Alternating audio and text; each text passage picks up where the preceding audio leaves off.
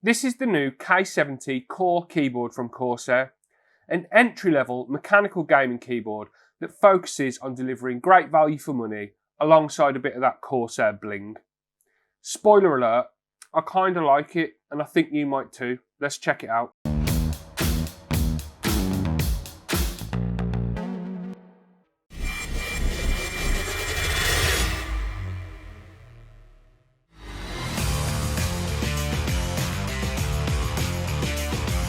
Hi guys, I'm Matt and welcome to Kit Guru and to my full review of the brand new K70 CORE keyboard from Corsair. This thing retails for 90 quid here in the UK, so it's definitely towards the more budget side of stuff that I've checked out anyway from Corsair recently. It comes in this full-sized layout with Corsair's own pre-lubed red linear switches. It's got a dedicated media control wheel, a non-detachable USB cable, and it comes with this soft touch palm rest that you may be able to see just on the desk in front of me. Overall, I think the focus is on providing good value and a good experience in this board from Corsair. So let's go over all of the details as I usually do, check it out, and I'll let you know what I think of it at the end. So kicking things off with the design then, and it's an all black build, and it comes in this matte black powder coated finish, which is soft to the touch and doesn't pick up fingerprints very easily. It's got curved corners and chamfered edges, which I really like. It's really soft to the touch on the edges. It's got an aluminium backplate, which was really nice to see, I think, especially at this price point. Corsair could have quite easily gone with a plastic backplate on this keyboard, but they didn't. They went with aluminium, and I think that's great. It comes with a soft touch, magnetically attaching palm rest. Well, they describe it as soft touch. I wouldn't exactly call it soft touch. It's hard plastic. It does work and it is comfortable, but I wouldn't call it soft by any stretch of the imagination. It's got small and subtle and kind of classy looking branding up top, with the Corsair ship logo sitting just above the arrow keys and then the model name on the bottom left-hand corner. It's kind of becoming a theme with Corsair products now. They always go with this sort of branding and I like it, to be honest. The bottom looks great in my opinion. There's some more Corsair branding in the middle, and then the feet are really decent. They hold the keyboard at just the right angle for my preferences. They don't list the exact angle of that adjustment, but it feels nice. I like an inclined keyboard and this one feels just right with those feet extended out. The K70 CORE also has dedicated media controls in the top right corner that consist of a dial and then a button. The button can be completely customized in iCUE to do pretty much whatever you want, and then the dial has a few different functions which you can turn on and off and cycle through with a keyboard shortcut.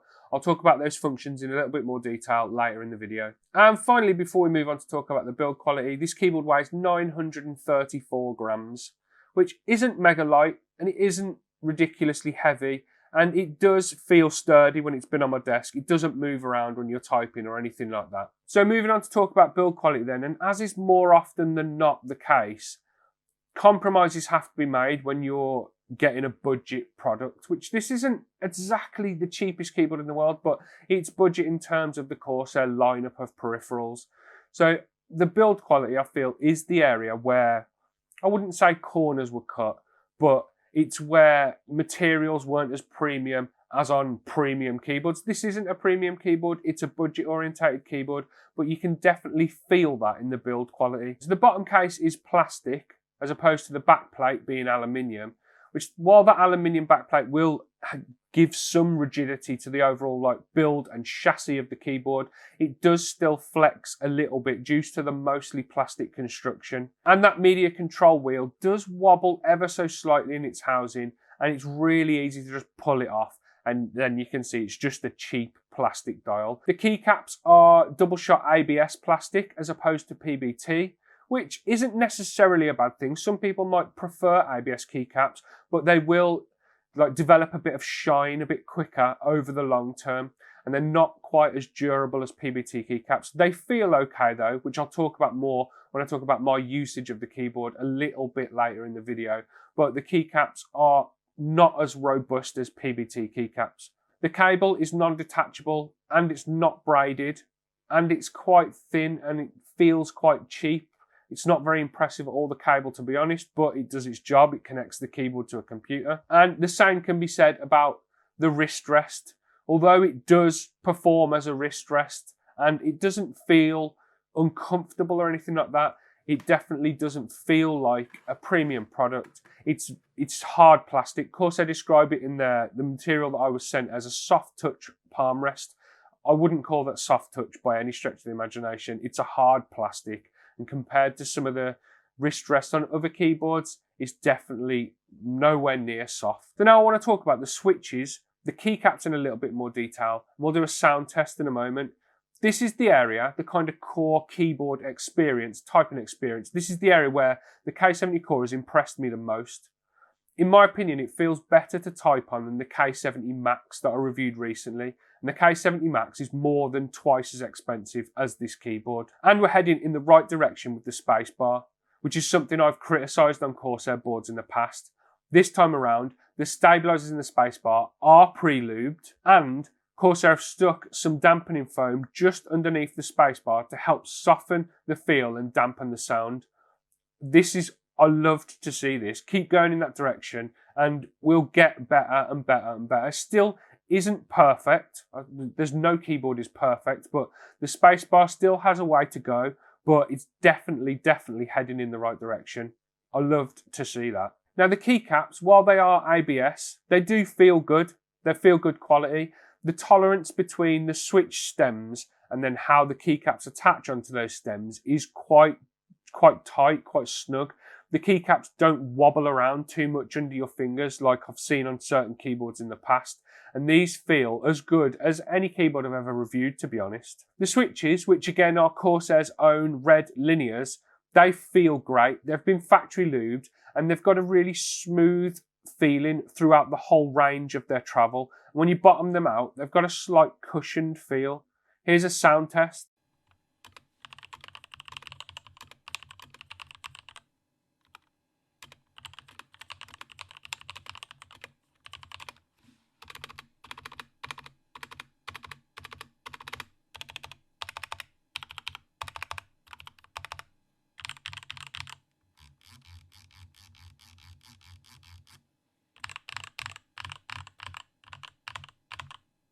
For a £90 keyboard, I think the K70 Core sounds good.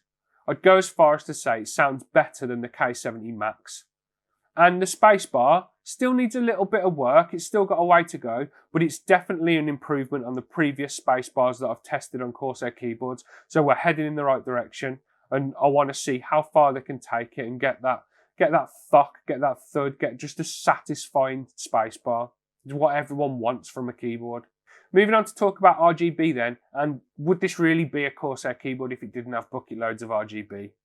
It's been implemented quite well on the K70 Core. It's uniform, doesn't have any patchiness or darkness that I can see across the whole of the layout, and it's very bright.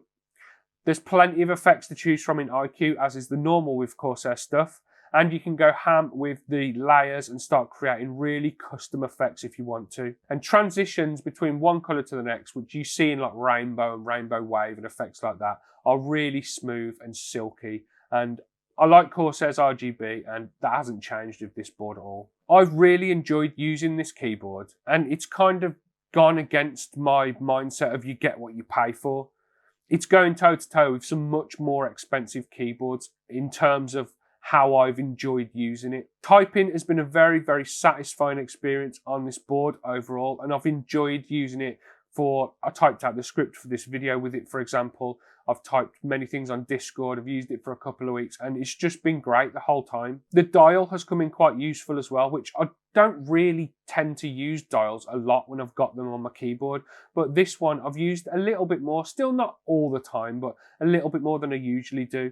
As well as turning the volume up and down, you can do stuff like zoom in, zoom out, scroll horizontally, scroll vertically, and then adjust the brightness of the RGB and turn it on and off. And it is something I've used, especially the zoom in and out function. Gaming with this thing has also been great. I'm a gamer at heart, so I've used this for a lot of gaming, playing a variety of Call of Duty, Satisfactory, a bit of Battlefield, jumped on a bit of BattleBit again.